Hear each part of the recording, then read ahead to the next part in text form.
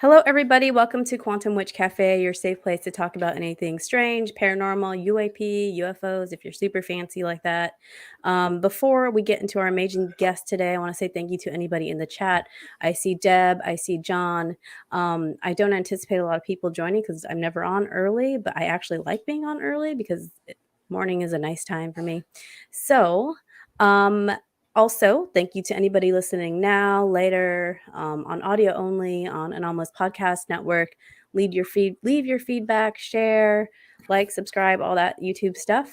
And I'm going to introduce our guest now. We have the amazing Jeff Kripal today from this superhuman himself, or as Mitch Horowitz referred to you as the other day on Twitter, Professor X. So, That's sweet.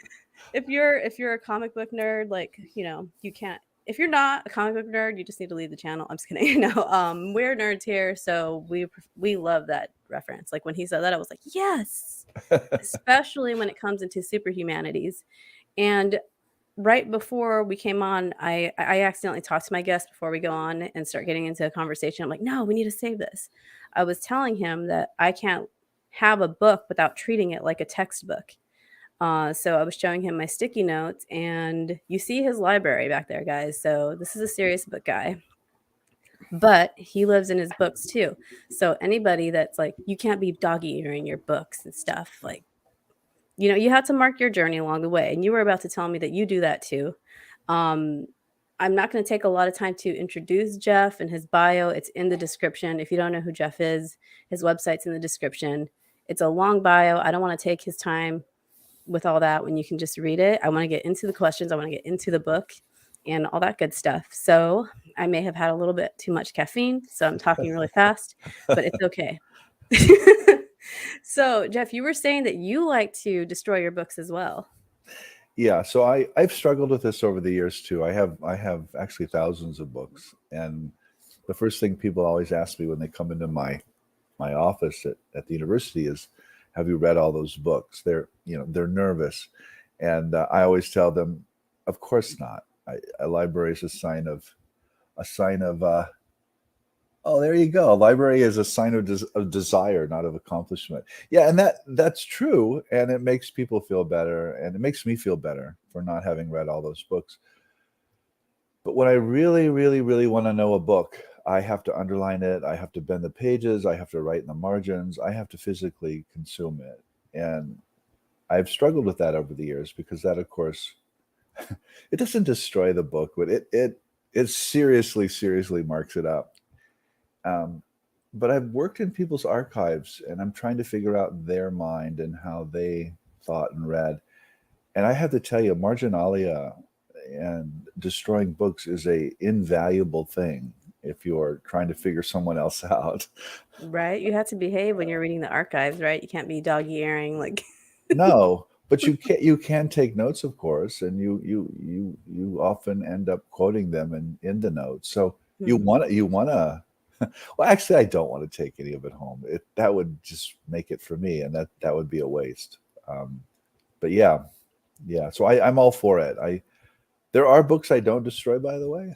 There Like are what? books Like a antique books yeah, or okay, yeah, yeah, yeah. obviously, yeah. I'm not gonna get like some cool 100-year-old book and start dogging earing, putting hot pink sticky notes in it and cat ears and Well, I think hot pink sticky notes is just fine, Priscilla. I think when you start bending books and writing in an old book, that's Oh yeah. that's that's different. That's Yeah, different. the respect for books nowadays, like I see people getting like, look at I found this old thrifted book and they like cut it up and like stain it or like they mod hodgepodge like the sides and I'm like, don't do that to an old book. Like go buy, I don't know, like just people need to start making fake books for that because we cannot be destroying books. It's ridiculous. Like you guys like obviously I write in my books, but I wouldn't do that to an old book. You know what I mean? Something that's not replaceable.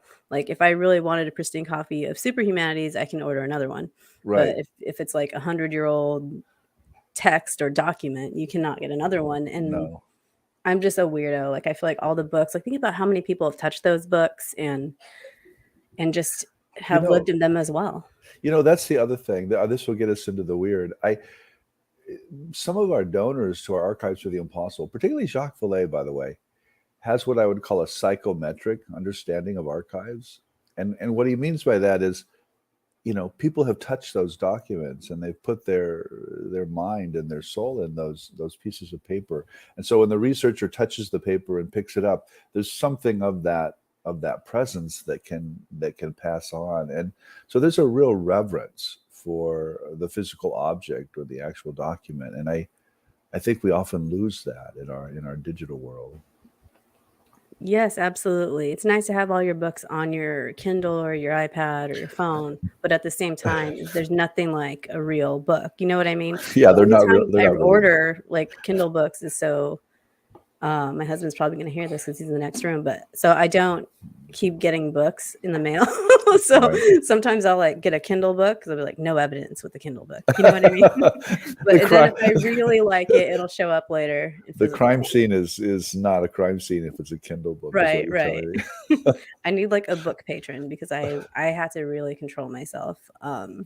So like whenever like an author sends me a book or somebody gifts me a book, it's like it's one of the most coolest things you can give somebody. But that's just me. I'm a nerd. What do I know? Well, you know a lot, and nerds are good. Nerds are I great. love nerds. I was showing your poster for your Superhumanities class to like my son one night because when I read them their little kid book and then I go read my book, and it was kind of funny because I will read from the book. Obviously like some things I will leave out, like they don't need to. I don't want to expose them to like suicidal ideations yet, stuff like that. They're 3 and 5, but I liked the whole superhumanities thing. I think it's important for people to start learning that early Hmm. because I feel like with my generation and other generations before that, people were not taught how wonderful they were and Right. how deep their existence is in the fabric of reality. So I try to teach them all the weird stuff, which brings me to my first book question. And if you guys are curious, I keep waving it around, but I did a Twitter post and I said, "Show me your Kripal," and a bunch of people posted their Superhumanities or some of your books. That was kind of fun. Really, that's I have to great. take some pictures of the thread if I can find it again. Yeah. But yeah, so what made you write this particular book? You've written all sorts of amazing books, um, and they're all awesome and weird in their own way. And I mean that with the why, like the meaning of weird, like not like how people say, "Oh, you're a weirdo now." You know what I mean? What made you decide to write this book, Superhumanities, or the Superhumanities? Yeah. Yeah. There's a couple things. They'll sound nerdy, but they're important. Um, so I've been working at a dean's office for 4 years now. I'm an associate dean, and I say that not to sound like a CV, but to place this book. Um, I help oversee about 170 faculty in a School of Humanities at a research university, and I listen every day to what they're doing and what they're worried about, and the students and all these things. And I've just grown really concerned over many years, over decades, actually, Priscilla. This book started actually in the 1980s, really, and I've been writing about this for 25 years. I think, put it really bluntly, I think teachers who teach in colleges and universities, I'm sure the same is true of high schools and elementary schools, are far stranger and far weirder than we give them credit for, and that they're human beings. And because they're human beings, they're weird. They're superhuman beings. And a lot of times, the books and the texts they're teaching, the authors that we revere and that we share with our children and our students every day, those ideas emerge from altered states of consciousness and from strange experiences and from superhuman states. And then they get coded in these books. And then we teach that at the college or university or high school or whatever it is. And I just wanted to remind people that, well, not remind them, I guess I wanted to provoke them or encourage them that the human that we teach in our books and in our ideas has always been the superhuman. And I've also been grown really concerned that students and parents and the public don't understand what the humanities are and have dismissed them, and politicians are trying to defund them in some cases. And I think that's a real mistake for a lot of reasons. And I'd say that not to serve myself or to pad my own CV, but because I think it has a real effect on society and a kind of long range cultural. I think some of our greatest ideas were humanistic ideas, things like democracy and human rights and intellectual liberty and religious liberty. And all of these things are ideas that nerds came up with and put in books and often have superhuman origins, by the way. And there's a joke. There's also a joke that runs through the book about this. Goes back to your kids, the little kids sitting around saying, "What do you want to be when you grow up?" And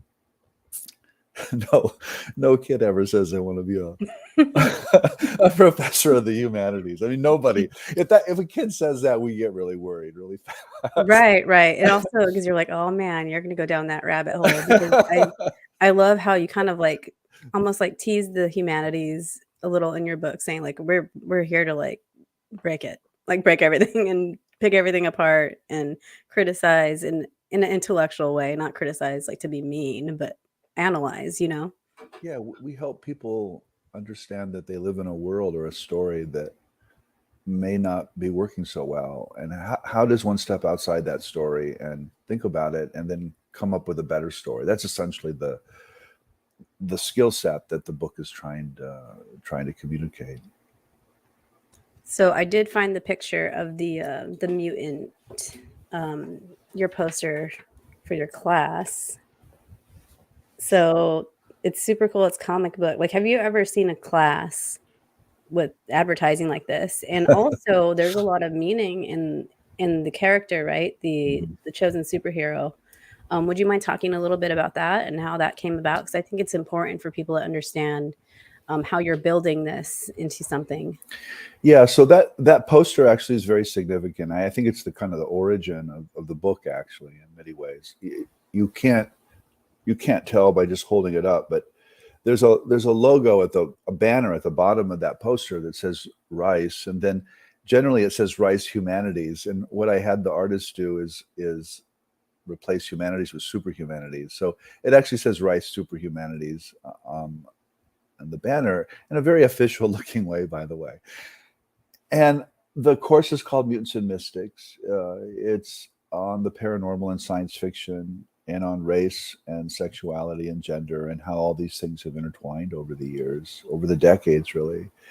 And so I'm using science fiction and popular culture to help people question all of these things, but also understand that there are paranormal experiences and events at the core of these kinds of questions and this kind of creativity. A man named David Metcalf made that poster. He's a very gifted artist and really interested in the paranormal. And he actually created the poster for me. I asked him, of course, to do it. The poster has a question: "Are you one of the new mutants?" So it's a serious question, actually. Are you ready to change the world? Are you a regular human or are you a superhuman? Let's ask this question. And so I really, the poster is very serious, but it's also playful, and I hope it grabs people's attention.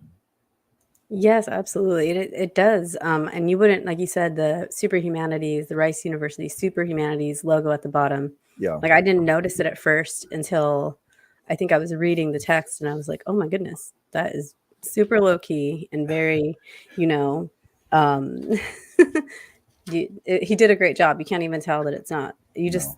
like your mind registers it as Rice Humanities and then you see Superhumanities. So Right. one of the things that you bring up is sort of like the state of people's mental health right now.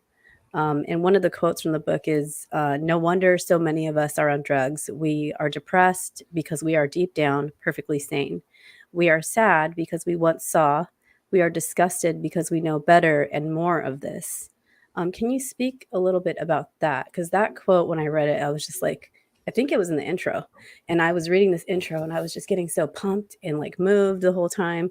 And I had to like highlight that one because it really, for some reason, it hit home to me. And I know it probably hit home to a lot of people.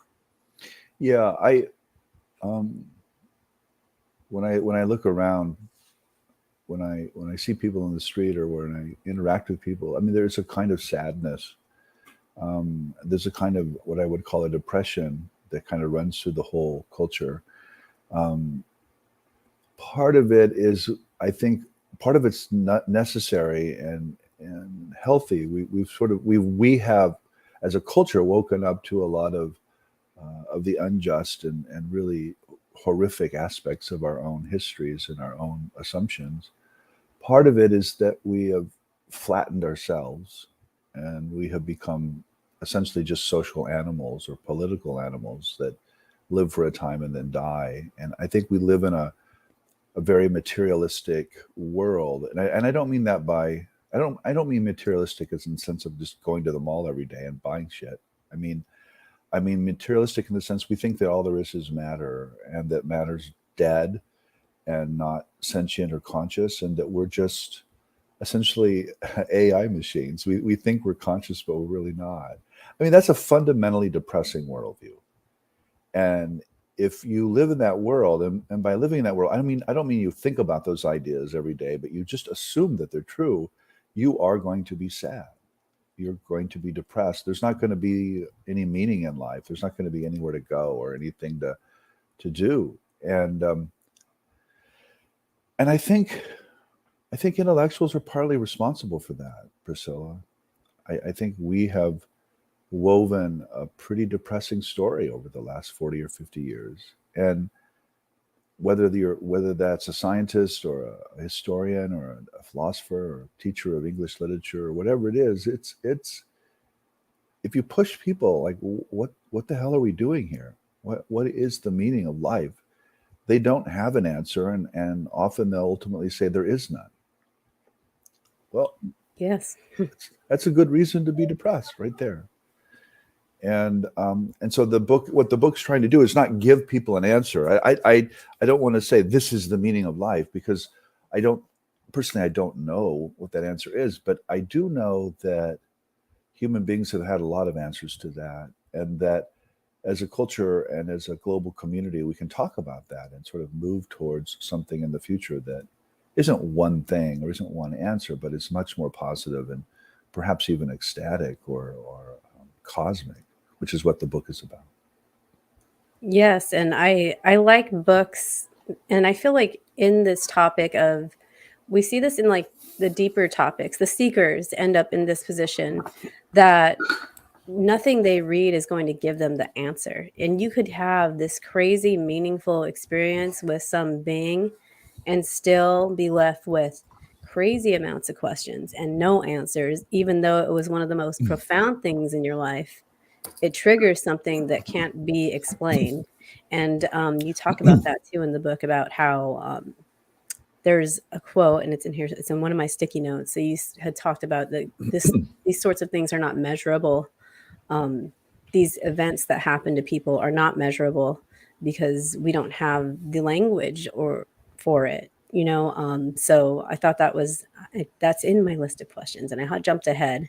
Before we get into that, I wanted to talk about a little bit of the concept of the news. Now tell me how to say it. Noose or new? Oh, noose, yeah, Noose, okay. Nous, noose. Yes. Uh-huh. Noose, yes. And it's kind of funny, and it's a weird synchronicity. I'm taking a philosophy of science class, and I was just reading. That was one of the topics because we were talking about Aristotelian science, and it was mentioned, and it kind of the term grabbed me because I had never heard it before. Mhm. And I was like, wow, that kind of is a cool word. But I don't think enough people know it. And I don't think enough people have heard it that would be listening to this and interested in your work. So, Yeah, can you explain the noose to people and kind of its role in life and exploration? yeah. I mean, so when most people think of the mind, they think of cognition. They think thoughts. That thinking is about essentially talking in the head and putting logical syllogisms together in your head. This is so, therefore this is so. It's a kind of straight linear causal thinking. And the ancient Greeks, which is what really helped produce a lot of Western society, understood that. that was dianoia. That was what we call dialectical thinking. I mean, it was analytical. It was thought. But there was this other form of thought, this other form of mind that they called nous, that became really important to later thinkers, which was I think we can best translate it as consciousness. And what I like to say is consciousness is not cognition.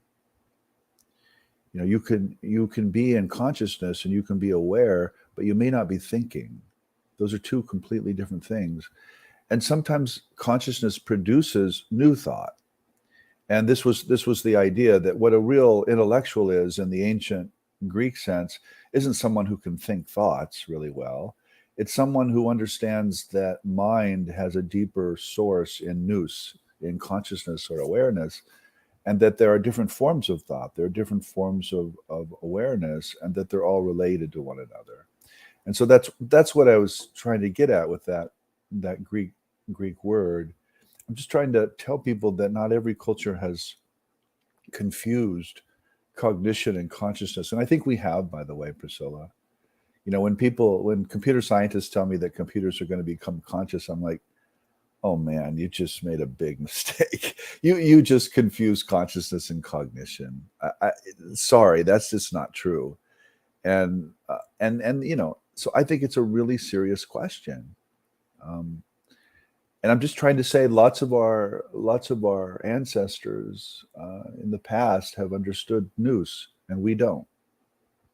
Yes, absolutely. I feel like we're trying to get back to that. I feel like I call us the seekers because there's so many things you could call yourself. Like, I Mm. consider myself a witch, but the more I go down the rabbit hole, I realize that all these things we call ourselves sort of dissolve into oneness, Yeah, which is very hermetic, like but at the same time, it's also physics if you think about it, yeah. on the smaller level, like the immeasurable level, um, and consciousness sort of operates in it at that sort of level as well.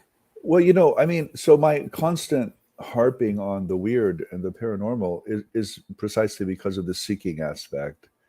I, I, I really do think now that paranormal events happen to people to push them out of their paradigm. I think there's something inherently seeking about these experiences, to put it in the terms that you mentioned earlier. And that's why I'm interested in the paranormal. It's not because I believe everything or I'm naive. It's because actually I don't believe anything, and I think these things happen to put everything in a question mark and to turn us into seekers. And I think that's a good thing. I think the worldviews that our ancestors lived in and created are often very helpful, but they're often very destructive, and we simply don't find them plausible anymore. And this is where science comes in, physics comes in. I think all of those things are like really, really important and are helping to shape our new world. But I don't think any of them are sufficient. When I talk to physicists, I know physicists. I mean, they're my friends. I know them well. And a good physicist will tell you, the first thing a physicist will tell you is, yeah, physics ain't gonna get us there. I mean, it'll mess up what we think, but it's a kind of knowledge that just isn't what we need, isn't enough. It's a third person. It's mathematical. It's objective. It's not about consciousness per se. Yes, it does, and it depends on how you think about it. Because when I read about like theoretical physics, it really makes me wonder. But I also am not 100% scientist, so No, no, of it's course a not. Nor problem to nor be a no little bit of both because you're always fighting with yourself. You know what I no mean? nor am I, Priscilla. But they're not us either. I mean, I mean, this is the first thing you learn, or maybe the second thing, that everybody has the slice of reality, but people are limited, and disciplines like physics or chemistry or frankly history or philosophy or anything, it really limits you. It opens some things up and it closes other things down. Yes, for sure. Because then if you said something at the end of James Iandoli's show the other day, like, don't believe your beliefs, and that was like so important for people to hear, because sometimes we feel like, I feel like, what is wrong with me? I'm like, now I don't believe anything. And I viewed it for a while, I viewed it as like a regression, but it's more of an expansion when you stop believing one thing and start opening up to like new possibilities before. Yeah, I think, I don't know. I remember talking to James, of course, but I say that a lot. And what I mean, what I try to help people with is, I don't really care what your beliefs are. Just don't believe them, because you actually believe them, which means you're not your beliefs. If you have a story, you have a story, or you have a religion. It's not you.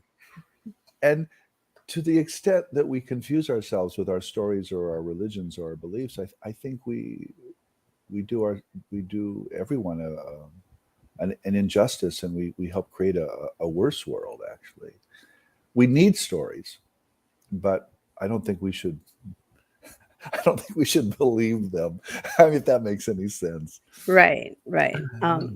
You bring up Nietzsche a lot in your book, Yeah, and it's funny because I found, like, as a preteen, I found one of his books at a yard sale, Beyond Good and Evil, yeah. and I was in Catholic school at the time.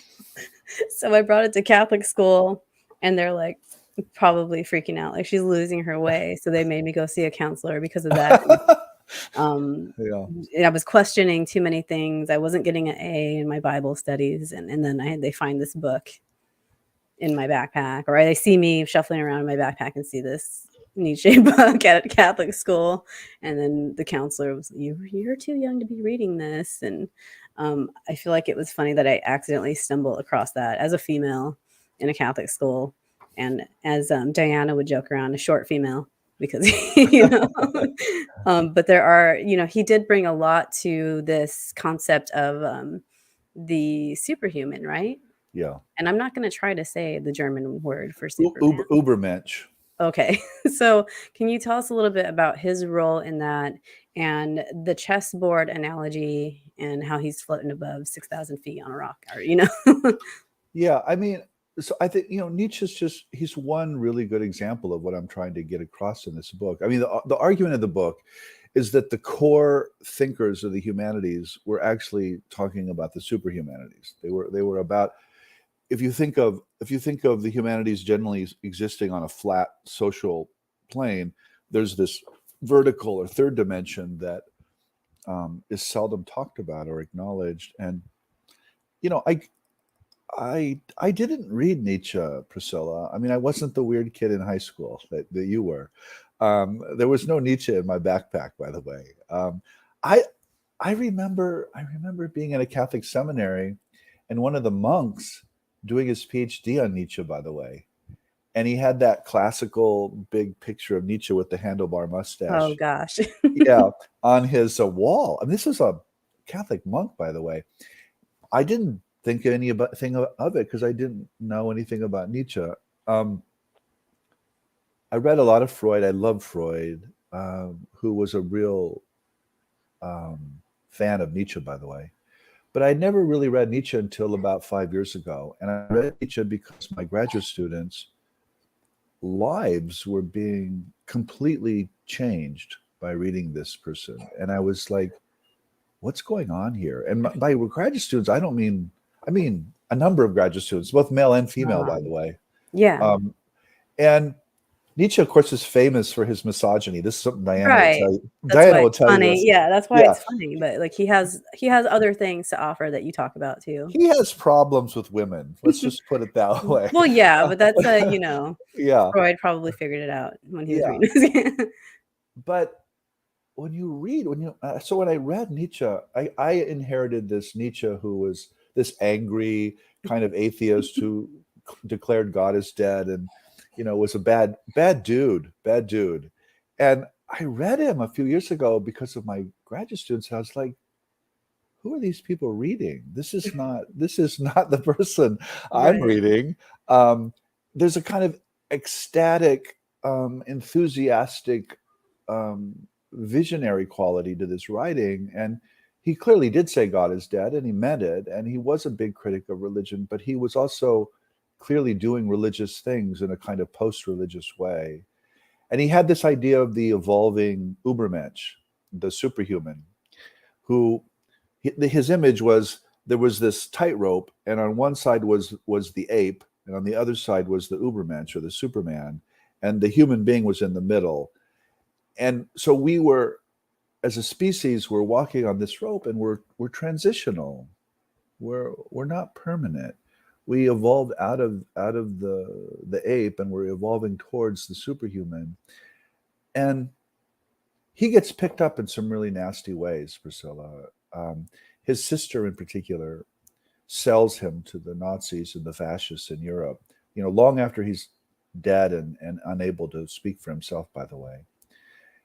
He hated anti-Semites, and he was extremely critical of nationalism. So he didn't like his sister, by the way, either. But his sister really defines Nietzsche for much of the 20th century in Europe, and he gets painted as this fascist, Nazi kind of intellectual, but he wasn't. And he also gets picked up in America, by the way, from 1903 on. American playwrights and intellectuals and social activists are reading Nietzsche and talking about him and loving him. And this is where Superman comes from, by the way. The guy in blue tights with the red cape. Right. Created by two Jewish kids, by the way, in Cleveland, Ohio. So Nietzsche's just a really good example for me of what I'm talking about, that the humanities are really the superhumanities. And can we please say that? Can we please read these people more deeply? Because I think it really will matter. And I'm not a Nietzschean, Priscilla. I'm not saying everything Friedrich Nietzsche says is right. I'm just saying, no, let's talk. Let's have this conversation. That's what I thought education was about, was having a conversation about these ideas. So especially the challenging ones, right? Because like you said, he has like a reputation, and people just, they read, like, you can't do like a Nietzsche for dummies. You have to actually read the work. You know what I mean? Because some of the stuff you read is going to be like repulsive, and then you have to rise above that and see, okay, well, what about this is catching people like you did? To go superhero on you, to go geeky. If you really want to know what Nietzsche's about, watch the X-Men movies. Okay. Oh, sweet! I just got a homework assignment to watch the X-Men movies, guys. Oh my gosh! From Jeff Kripal. The figure. I love those movies. The figure of Magneto, that's Nietzsche. Oh, that makes so much sense. That is Nietzsche. I've watched those movies many times, so that makes total sense. Professor X, or Professor Xavier, is this liberal humanistic professor who believes that mutants and non-mutants can live together in harmony. And Magneto is this angry German Jew whose ancestors were killed in the Holocaust, and he just thinks, fuck them. Let's wipe the humans off the face of the earth and take it over for the mutants. Now that's not Nietzsche, but the X-Men really play out this notion of the Ubermensch, and they're debating it. They're debating it through the characters of Xavier and Magneto, but also through all of the X-Men and X-Women who, none of them are normal, Priscilla. They all have disabilities, or they all have super abilities. They have different genders and sexualities. And I mean, to me, the X-Men is a very good modern mythology of kind of where we're at. But it has these earlier roots in people like Friedrich Nietzsche that I think are often not realized. Right. I've always had like a soft spot for Magneto, because it's like he means well, but he's killing everybody. So one of my students who really converted me to Nietzsche, he wrote a paper called "Magneto is Right," and I'll just let that sit. I like that though. I mean, it's interesting. That's what people need to do. They need to read things that don't sound like they should read them, if that makes any sense. Yeah. Yeah, that's I wanted to ask you about this concept. The I Wait, before we move on, the X-Men thing, yes, because we have to think that there's not a lot of superhero. I think that they play out the internal conflict of the superhuman or the superheroes well. It's more realistic. You know what I mean? Yeah, Because of there we have some like Superman would never, you know what I mean? Like he would never think about doing something bad, but we with his gifts. But if there was a bunch of Supermen, they would be more like the superheroes on the X-Men or the mutants on the X-Men. There would be some that would want to help humans and there would be some that would want to destroy humans. I think right. it's so I like that. And also I actually went into labor in the movie theater watching one of the Wolverine movies. So with my first, Really? Where? yeah, What movie was it? Logan. Okay, that's actually one of my favorite movies. Actually, I didn't get to watch it in the movie theater because I was uh, pregnant, and I was like, did you ever watch it? Did you I did you did, finish yes, it? I watched it. I'm a huge Wolverine fan, so So the last scene of that movie is very significant to me. If you remember, the grave, it has a simple kind of X on, or a simple kind of cross on it, and the young character comes and takes it and moves it, and turns it into an X. And to me, that's the transformation right there of the myth, that we're moving out of a Christian myth and we're moving into a mutant myth. And of course, the letter for Christ or Christianity was an X, by the way, Christos. I mean, it's an old Christian theme as well. So, but it's a new mythology. I think it's a fundamentally new mythology. yes, very exciting. I like how we just talked about X-Men. I had no intention of it, but it was perfect. Um, I want to talk about this theory of Gnosticism and Gnostic contagion. This Yeah. is another thing that I feel people are talking about in the communities, like the UFO communities, the paranormal communities, the seeker communities, the people that question how things work. That they don't have the words for it. So when I read Gnostic contagion in your book, it really grabbed me because it really explains so much of the what's going on. Yeah. So that's Peter O'Leary. Peter is a dear friend. He's a scholar of what I would call poetry and mystical experience in Chicago.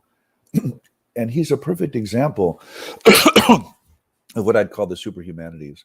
What Peter does is he takes poets and literary figures and he shows that they transmit this gnosis, this sort of direct knowledge of reality or the divine.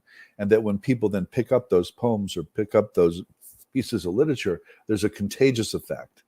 That state of mind or that form of gnosis or direct knowledge can be experienced again.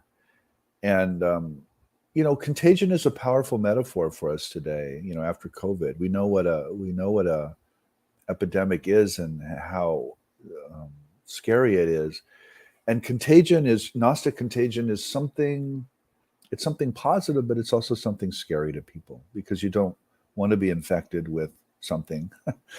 But you might Especially want now that to. people like it's like a trigger word for people now.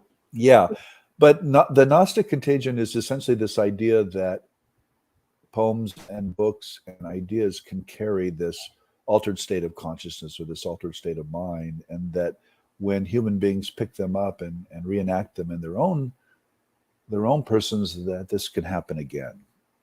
Um, it's we're going back to the bibliophile or the nerdy aspect of us. Books are dangerous, Priscilla. Oh my goodness. You can't read a book without wanting more because I could literally take like I'm just going to use you and Mitch Horowitz right now because that's what I'm reading at the moment besides my philosophy of science book. Um you both put an emphasis on footnotes, Yeah, but that's just the footnotes. And then there's a whole like bibliography. yeah, Like can you imagine if you were like if you took one book and bought all the books that were referenced in the book that you're reading? yeah. But sorry, as you were saying, No, books are dangerous. I can't imagine that, because I actually write those footnotes and I have those books. I can well imagine what this is like, and it's a it's a rabbit hole inside a rabbit hole inside a rabbit hole, to use an Alice in Wonderland image. And Mitch is fantastic on this, because he himself is a nerd and a geek and has read all these books, and so when he cites things, he knows what he's citing, and you can kind of see well, you can see a kind of contagion in Mitch's books that I think is wonderful. I mean, I'm a Mitch Horowitz fan. I read those books and I assign them and talk about them. He's doing real work in the culture. Oh, absolutely. He was just at the Inquiry to the Anomalous in New York. Yeah. So I got to introduce him, and I was super nervous because I have always been interested in the occult, you know? Yeah, So yeah. I feel like finding your work and his work, you know, has really helped me feel less crazy about being crazy. Yeah. Like it's just, there's so much to reality, and you really emphasize, like, you both really emphasize that. So that's why I respect you both as authors, and also as you are very inspiring the way you guys write about this. So, just thank you for that. Well, that's we're part of that, of course, Priscilla. It's not that Mitch Horowitz or Jeff Kripal stand outside that and somehow have the truth, and we're like telling our readers what the truth is. It's like, no, we're all in that, and we're just like you. So I think writing in particular is very much about authorizing other people and telling them that they're not as strange as they thought they were. There's a place for them in the world. I mean, this is the X-Men mythology again. This is why I love the mythology. I always love it when Mitch calls me Professor X, because it fits into my myth. It's my self-understanding. It's like, yeah, that's pretty much what I You're like, do. that's me. Yeah. Yeah, that's pretty much it. Yeah. Nietzsche said, I'm the soul of all souls, or whatever he said. You're like, I'm Professor X. Way cool. Yeah. Yeah, Nietzsche. Oh God, let's not go back to Nietzsche. Okay, right. Now back to him. I'll just start laughing and liking it again. Yeah, I was reading some of the stuff, and in the way, if you guys listening are going to read this book, it there's a lot of information in it, but the way that Jeff writes the Superhumanities books and all of his books that I've read so far, he has like this sense of humor that's interwoven with it, so it'll be like super serious, and then you'll start laughing because you'll say something like, it's kind of like a low key, you know, like joke towards whatever you just wrote about, or leading into the next, or it's like something super thought provoking, like leading you into the next chapter. And that's one of your writing. That's something about your writing that I really enjoy, is like, it's not just like end chapter, next chapter, you know, it's like you have like a paragraph at the end of each chapter that really like encourage, it's like almost like you're guiding us through this book.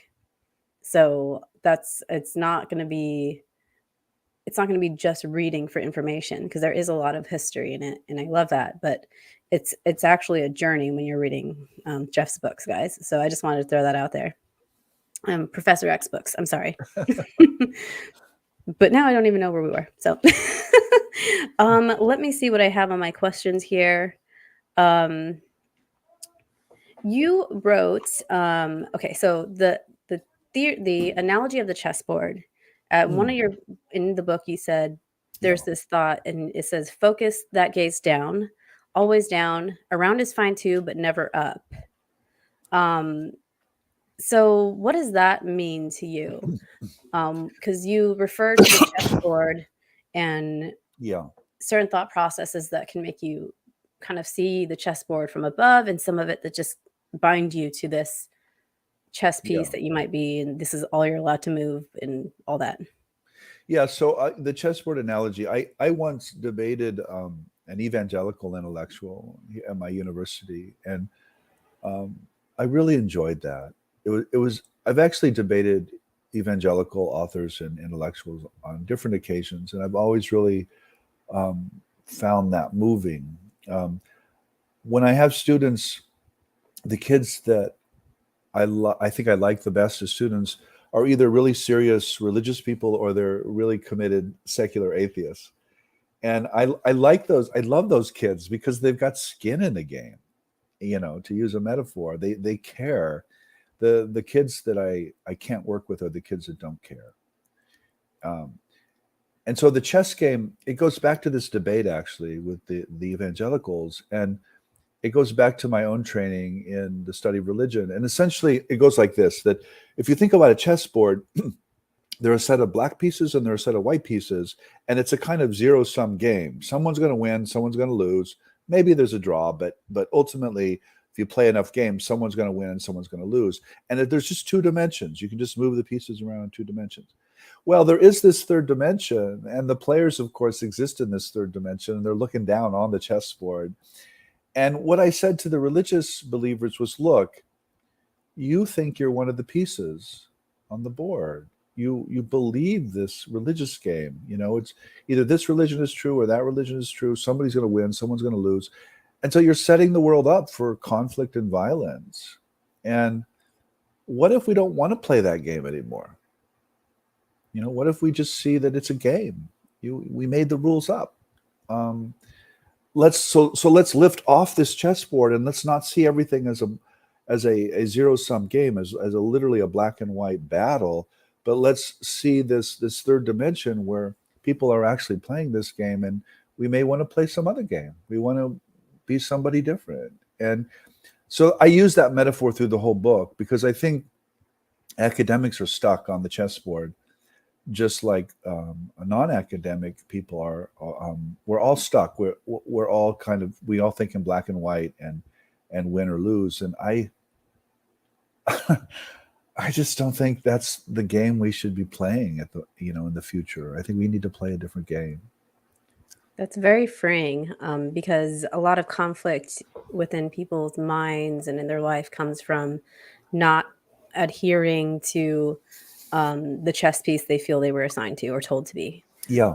So me, for example, raised Catholic, saw UFO when I was 5, and then all sorts of paranormal stuff because my grandma was a medium. I had the gift too, so just weird stuff all the time.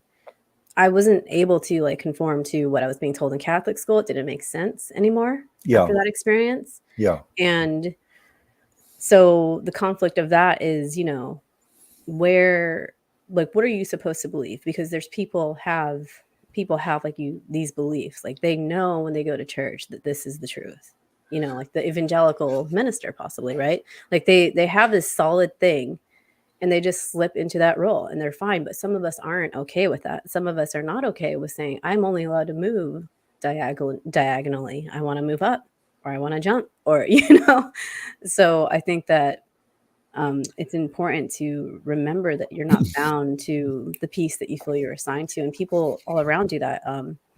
Whatever your role is in life, there's probably been a point where you've felt like you had to play that role forever.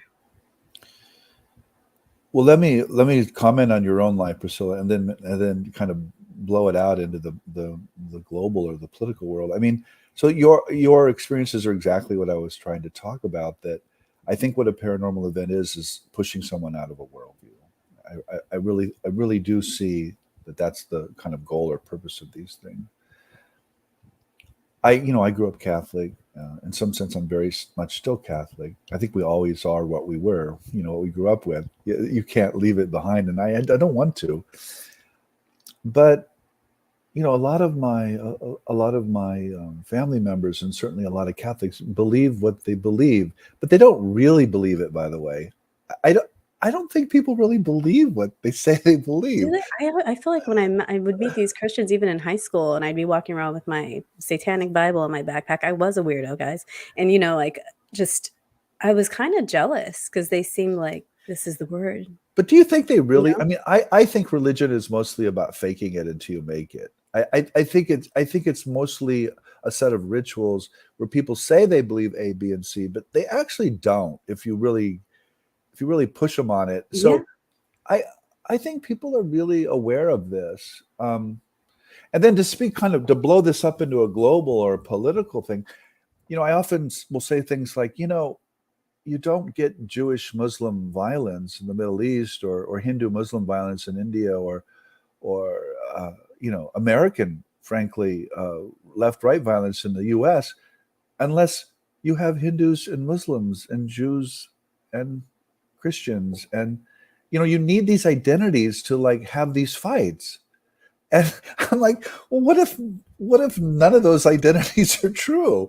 I mean, what if there's no such thing as a Russian or a Ukrainian? That's just a historical construction. Or there's really no such thing as an American or a Mexican or a British person. I mean, I know there is on a historical level. I know we inhabit those roles, but folks, their roles, they have been constructed over long periods of time, and we are actually none of those things. And our violences and our politics and our economic, everything's dependent on those roles. So I guess what I'm trying to say is something far more radical than people realize. I'm not just talking about UFOs and telepathic or near-death experiences. I'm talking about politics and ethics and who we are as a species. And I think, by the way, I mean, Priscilla, this will take us far into the future, but I think with climate change and human migration, and I think a lot of our nation state imaginations are going to have to be reimagined, frankly, because people are going to be moving around the globe because they have to. People become immigrants not because they want to.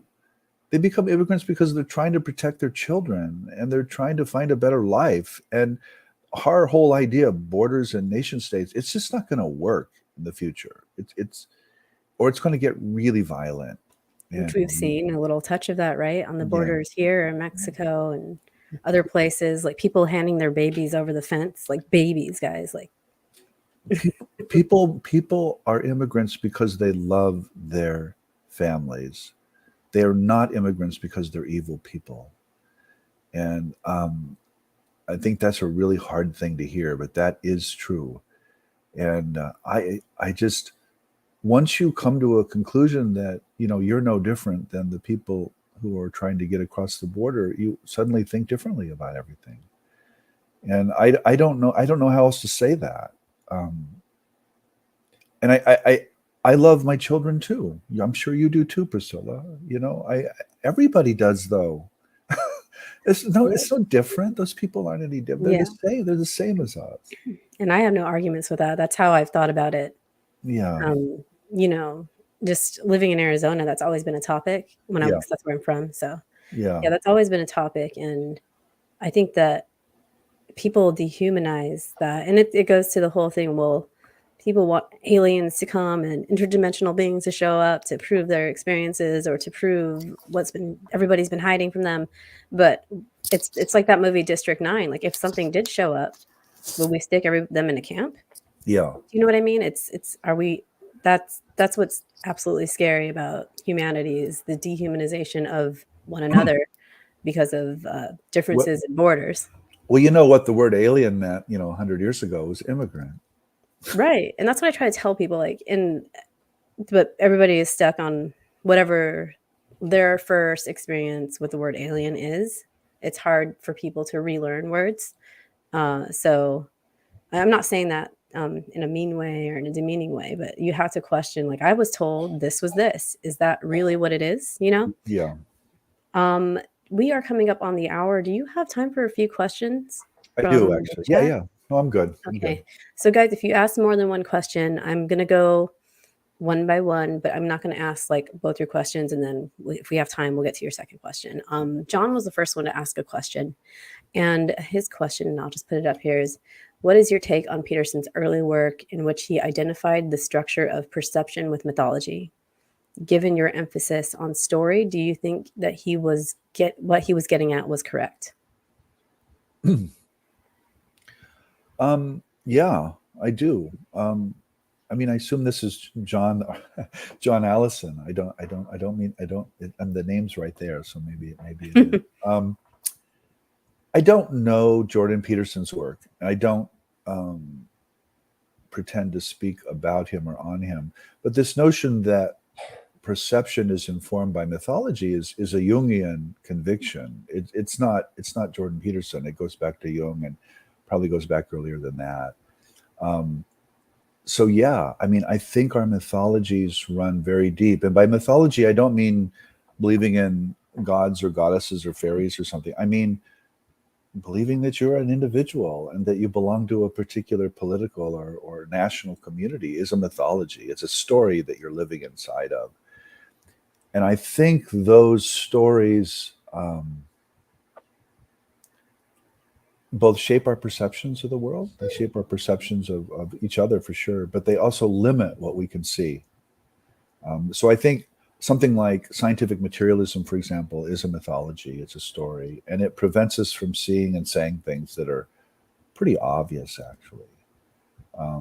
So yeah, John, I mean, just yes, I think that's essentially correct. And I'm going to ask I'm going to get to James' comment before that. James, Jeff is always rocking the best shirts. That's more of a compliment, and it's true.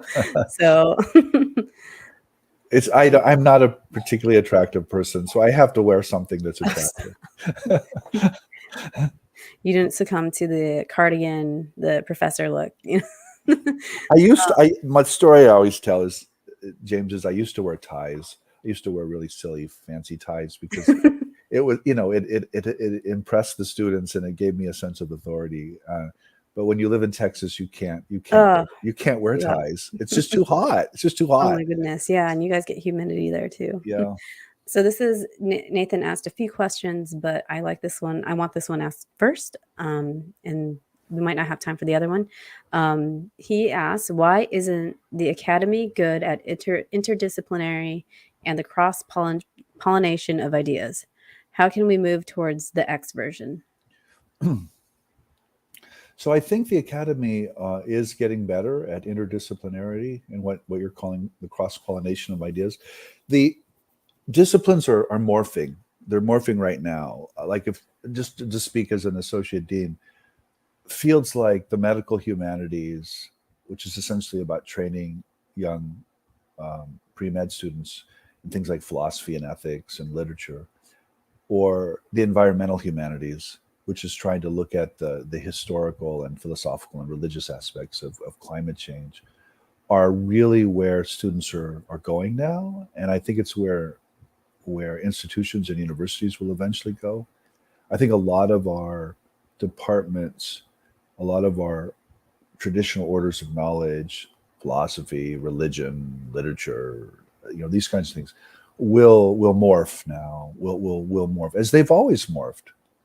Things have always changed, and I think they'll continue to change. So how do we move towards the X version of that? I mean, the X version is, putting a vertical aspect in all of that.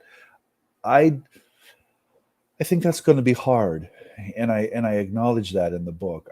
I'm not sure we can move in that direction. I'm not convinced of that. There's a kind of esoteric aspect to all of this, by which I don't mean I have a secret and I'm not going to tell you what it is. I mean, even if you spoke the truth to people, they're not going to hear you. They're going to continue to believe their beliefs and assume their convictions. So maybe this takes something more than just talking. Maybe it takes a crisis or a set of ideas or a set of experiences that people either have or they don't have. So I personally find that comforting, because it explains to me why people don't listen to me. And this is an old pattern, by the way. This is a really, really old pattern that, our good friend, the Jewish rabbi, Jesus used to say, let those who have ears hear. And of course, what he meant by that is most people don't have ears to hear. They're not gonna get this. So let me speak in parables. Let me speak to you in stories that you're not going to understand. Because you're not going to listen anyway. If you you're not going to hear me. You're probably going to kill me, by the way. And of course, that's what you they have did. a whole you have a whole section on there on like the role of Christianity in there. When I say in there, I mean in your book, on Jesus, and read it, guys. It's really good. It might it could be a little controversial, but I like that. So just be ready to think if you read this book, if you're not familiar with Jeff's work, because it's going to have you questioning in the best way possible. And you also talk about the term of the esoteric in there as well, and it not meaning like, oh, I know the secret and you don't. So you have to read the book to get more in depth in that. One more question before we start closing out. And this is, he says he's dying to ask you, so I have to ask it.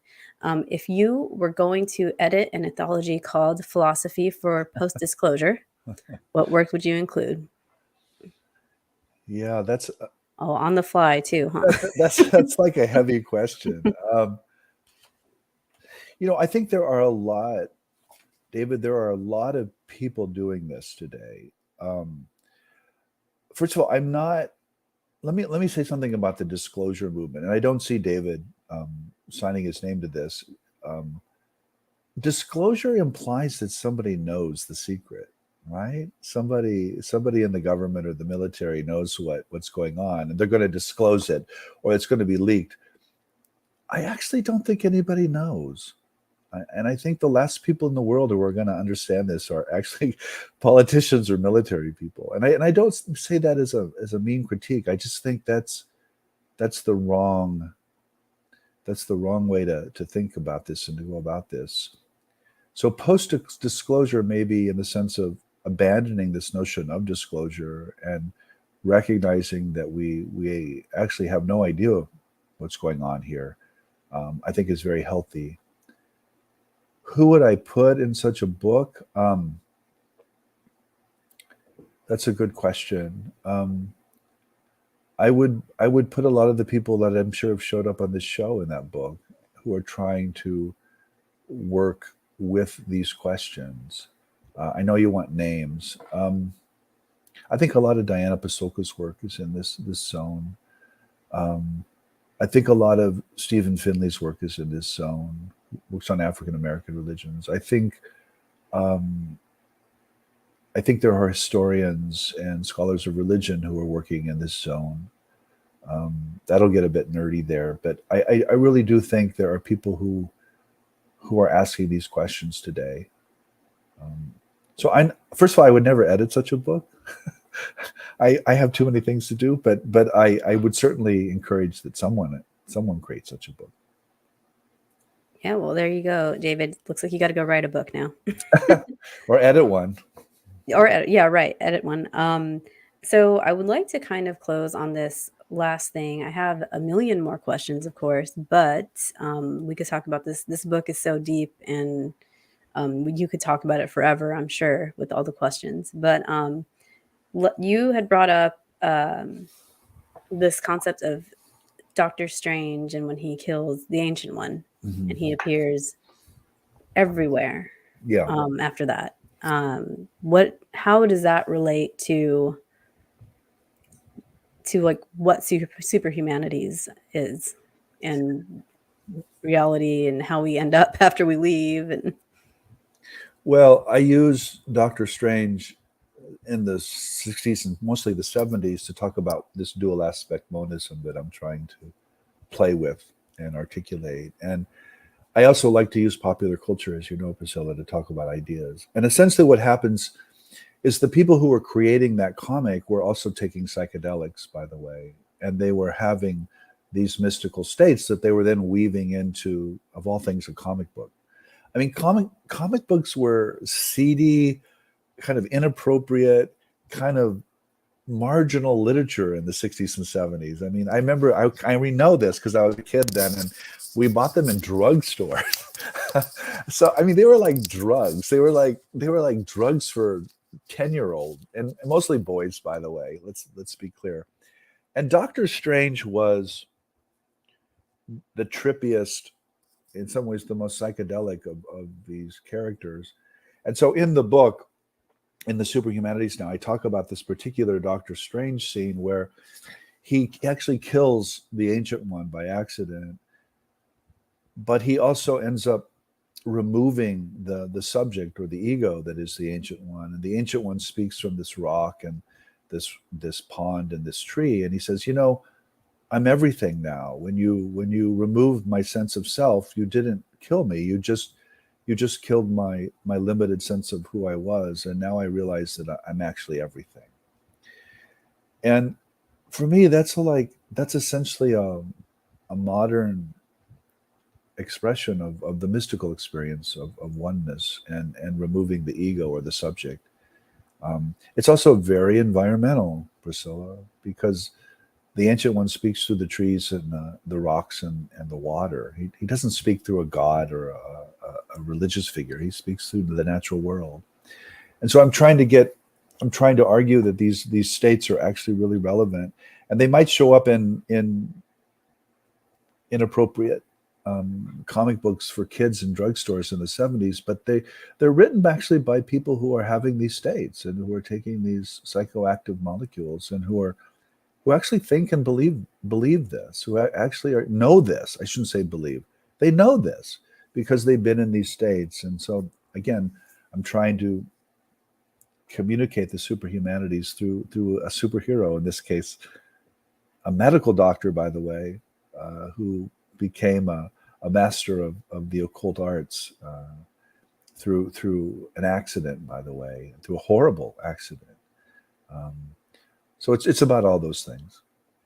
Yeah, that Doctor Strange has a lot of, I would say, like secrets in it, or it has a lot of insight, and because of the creators of even his original story is, I mean, the psychedelics it opens people. You can't deny it, and I love how you end when you're talking about that. Your segue into the next part of your book is: can you hear the Ancient One, or does the yellowed comic book, or the psychedelics behind it, or the tired trope of another yet dead German man get in your moral way? I loved that. That's you're gently. It's like you're provoking your reader, but in a cool way.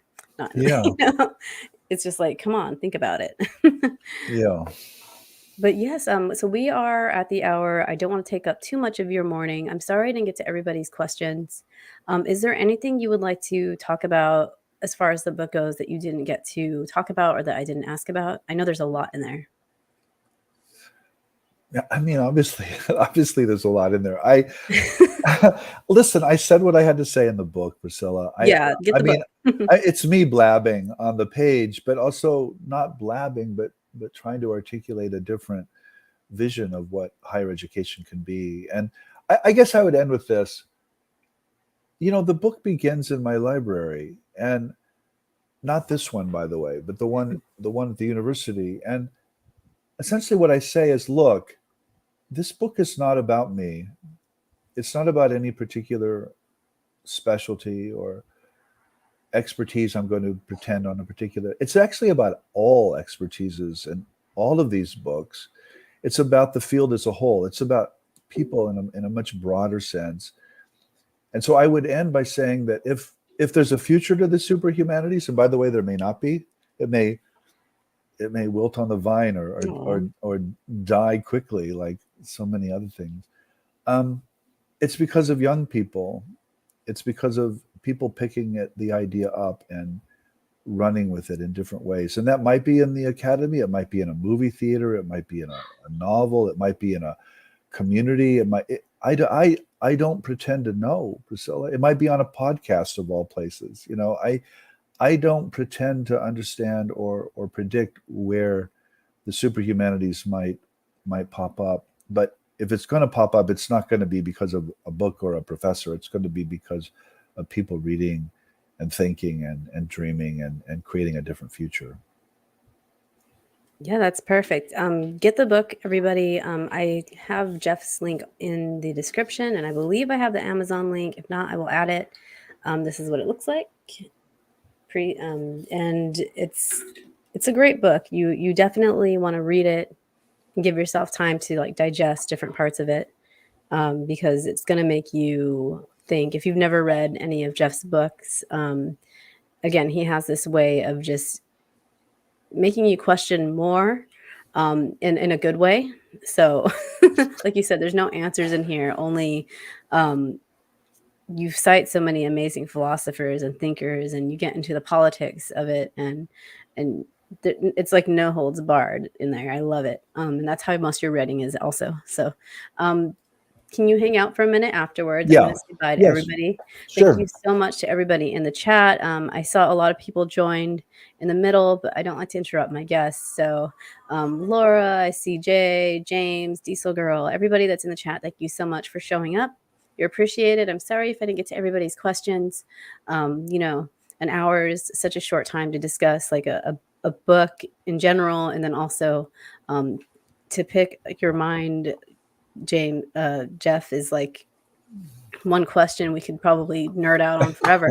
But today we talked about X-Men, Superhumanities, and we were kind of all over the place, the politics in the world, and I mean that in the best way possible.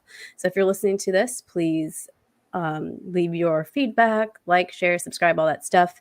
Next week on Thursday, I have Mitch Horowitz coming on, kind of midday. Oh. 11 a.m. So Say hi to if you're Mitch for me. I will. If you're a fan of Jeff, you definitely will run into Mitch's work at some point in one way or another, because that's how it happened for me. I was reading Jeff, and then Mitch popped on the radar, and then I went down the occult rabbit hole. And then, and you're also going to be in New York in December. So I'm going to get to meet you in person. Oh, you're going to be there. Yeah, I'm going to be there. All right. Jay has invited Kelly from UFO Rabbit Hole and I to co-host along with him and James. So Okay. it's going to be exciting. There's going to be a lot of great speakers there.